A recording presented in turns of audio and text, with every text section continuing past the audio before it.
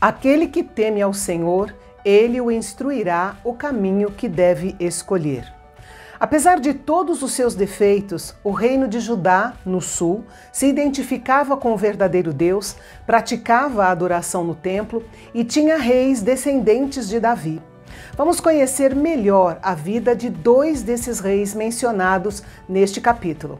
Vem comigo!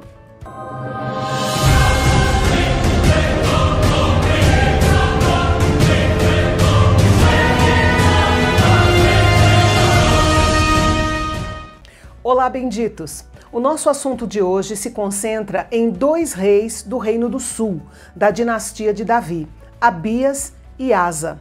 Lembrando que seria dessa dinastia que Jesus Cristo, o filho de Davi, viria ao mundo.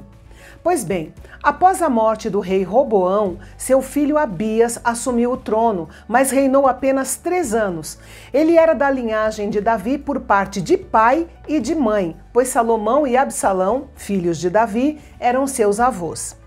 Abias podia ter o sangue de Davi correndo nas suas veias, mas não tinha um coração obediente como o de Davi batendo no seu peito. Abias não tinha um relacionamento pessoal e real com Deus. Deus preservou a dinastia de Davi em Jerusalém unicamente por causa de Davi e não por causa do caráter ou qualidade dos seus descendentes. Após seu curto reinado, Abias morreu e Asa, seu filho, reinou em seu lugar. O rei Asa era bisneto de Salomão. Ele fez o que era reto aos olhos do Senhor, assim como Davi. Ele reinou 41 anos e começou o seu reinado com um coração voltado para o Senhor, promovendo uma reforma nacional. Baniu os prostitutos cultuais e removeu todos os ídolos do santuário. Além disso, mostrou grande coragem ao remover Maaca da posição de rainha-mãe, porque ela havia feito uma imagem de escultura abominável da deusa Azerá para ser adorada. O rei destruiu e queimou a imagem. Só abrindo um parêntese aqui, a palavra mãe, usada nos versículos 10 e 13, deve ser entendida como avó, pois se refere à mesma pessoa do versículo 2. Ou seja, a referência aqui é que Asa era descendente de Maaca. A questão é que o povo judeu não identificava os graus de parentesco como nós identificamos. Por isso, quando lemos que tal rei não foi fiel como Davi, seu pai, na realidade a Bíblia está identificando que o tal rei é descendente de Davi, assim como Jesus era chamado de filho de Davi. No caso da deposição de Maaca, nós podemos perceber o nível de comprometimento do rei Asa com o Senhor. Ele foi capaz de agir com retidão mesmo dentro da sua família, em particular com a própria avó. É por isso que se diz sabiamente que é no próprio círculo familiar de um homem que sua fidelidade é posta à prova. O coração de Asa foi fiel ao Senhor e sua fidelidade foi mostrada em suas reformas contra a idolatria e a perversão, e também em sua restauração de certos utensílios de prata e ouro ao templo do Senhor.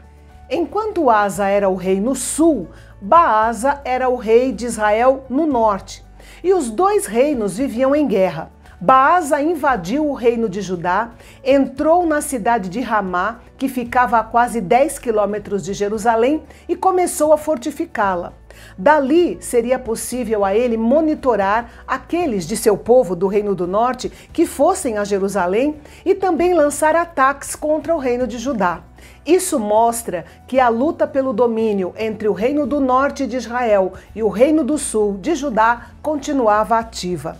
Mas o rei Baasa ficou em vantagem sobre o rei Asa, porque ele conseguiu bloquear a rota principal para o reino de Judá na cidade de Ramá.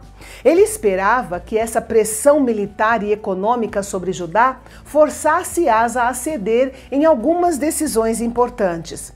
Quando se viu atacado por Baasa, em vez de reunir o povo para confessar os seus pecados e buscar ao Senhor, o rei Asa tomou uma decisão ruim.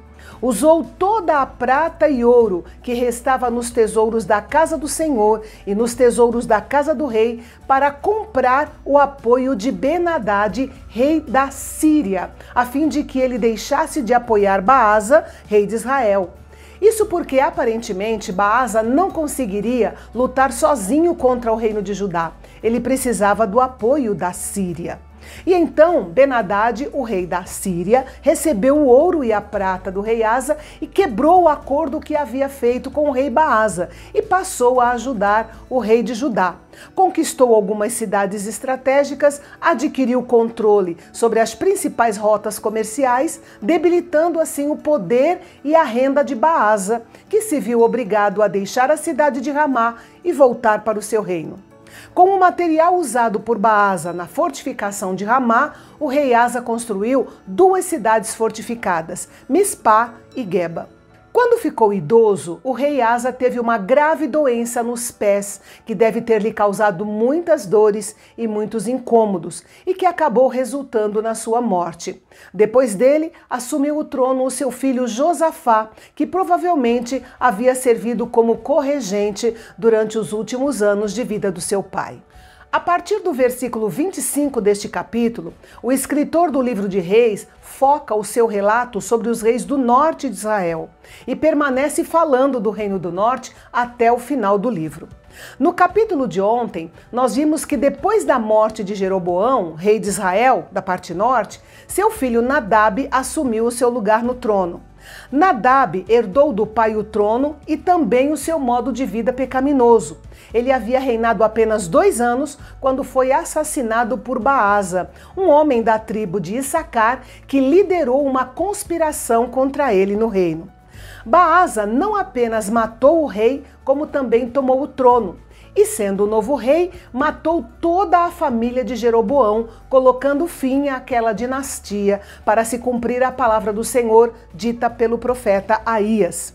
Baasa, um homem que chegou ao trono por assassinato, era um homem perverso que inaugurou um período terrível para o Reino do Norte, tanto espiritual quanto politicamente. Foram 24 anos de reinado. E embora ele não fosse um descendente genético de Jeroboão, com certeza era um descendente espiritual, porque repetiu os mesmos pecados. E no próximo capítulo entra em cena Jeú, um profeta enviado por Deus ao rei Baasa para predizer o seu futuro e o futuro da sua família. E as notícias não eram nada boas. Você confere mais esse capítulo de 1 Reis amanhã aqui no canal Bendito. Até lá!